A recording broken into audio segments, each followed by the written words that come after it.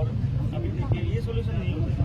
Solution क्या है, अगर ये कानून के पास है कानूनी तरीके से होगा, उसको इतना सज़ा मिलना है कोर्ट में मिलेगा, कोर्ट से मिलेगा। हमारा जो काम है हम उसको पकड़ना है, कैसे उसको जेल में मिलना है, जो करना है सब हम करेंगे, लेकिन उसके लिए थोड़ा टाइम चाहिए।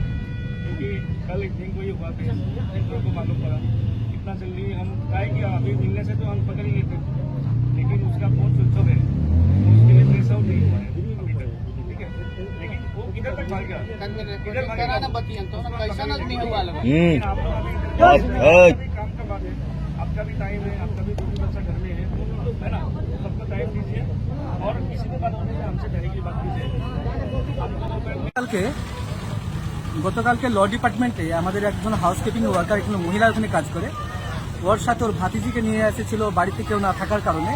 বাড়িতে একা ছিল ওই যে হাউসকিপিং ওয়ার্কার, ওর বাবা মেডিকেলে অ্যাডমিট ছিল, মেডিকেলে কিছুদিন থেকে অ্যাডমিট আছে। তথাপি কাজ না করলে তো আর টাকা পাবে না, আমরা যে কাজ করি নো ওয়ার্ক নো পে, কাজ না করলে টাকা পাই না। সেই জন্য ওই মহিলাটা কাজে এসেছিল ওর ভাতিজিকে নিয়ে, যেমন ধরুন ওর বাড়িতে কেউ ছিল না, যে ডিপার্টমেন্টে কাজ করে সেটা তো একটা পরিবারের মতোই। কিন্তু হঠাৎ করে মেডিকেল থেকে ফোন আসে, মেয়েটা যায় মেডিকেলে কিছু সময়ের জন্য, ওইখানে ফারুক বলে ল ডিপার্টমেন্টের একজন স্টাফ আছে, ওই সুযোগ পেয়ে ওই 14 বছরের মেয়েটাকে রুমের ভিতরে, ক্লাসরুমের ভিতরে ঢুকিয়ে ওকে জোরজবস্তি অ্যাটেম্প টু রেপের ব্যবস্থা করি। সেখানে স্টুডেন্ট বা স্টাফ আরো দেখে এটাকে মত প্রকাশ করার পরে জিনিসটা আসাম ইউনিভার্সিটি রেজিস্ট্রারের কাছে আসে।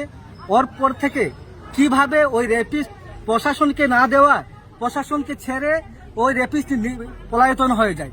কিন্তু এখনো পর্যন্ত রেপিস্ট ধরা পড়েনি, সেটা আমরা উচিত বিচার চাইছি যে রেপিস্টকে কিভাবে এই আসাম ইউনিভার্সিটি ক্যাম্পাসের ভিতর থেকে বের করে হলো, এটা ইনভলভ কে আছে, কারা আছে আমরা জানতে চাই। যে একজন মহিলা আজকে সুরক্ষিত না, আমরা হাউসকিপিং ওয়ার্কার, এখানে ম্যাক্সিমাম মহিলা লোকেই আছে, ছেলে লোক আছে, মহিলারা কিভাবে একটা ডিপার্টমেন্টে সুরক্ষিত থাকবে। আচ্ছা, মেটা জানাইছিল ডিপার্টমেন্টের কেউ জানাইছেন, ল ডিপার্টমেন্টের কেউ জানাইছেন? ল ডিপার্টমেন্টে ওখানে জানানো হয়েছিল, ওইখানে যারা শিক্ষক আছে ওনাদের সাথে কে আসলো, এখানে মেইন ইনচার্জে কে আসলো? কালকে ইনচার্জ এইচওডি হবে, ওনার নাম আমি সঠিক জানি না, কিন্তু ওখানেও একটা বৈঠক হয়েছিল, যে বৈঠকের পরে ওই ভিকটিমকে নিয়ে এক ব্লকে আসা হয়। এক ব্লক থেকে কিভাবে উধাও হয়ে চলে যায়, ভিকটিম না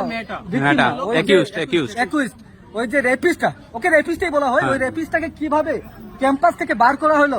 এখানে সিকিউরিটি অফিসার ইনভলভ না, আসাম ইউনিভার্সিটি ইনভলভ না, আমাদের মধ্যে কেউ ইনভলভ, যে হয়তো সে কিভাবে বের হয়ে করে গেল। যেখানে আমাদের এখানে দেখতে পারবেন সিসি ক্যামেরাও আছে আমাদের গেটে, আমাদের আসাম ইউনিভার্সিটি ফ্রন্টে সিসি ক্যামেরাও আছে। কিভাবে ওই রেপিস্টকে বার করানো হলো এখান থেকে, সেটা আমরা উচিত বিচার চাইছি। এখনো পর্যন্ত ওই রেপিস্টকে প্রশাসন ধরতে পারেনি।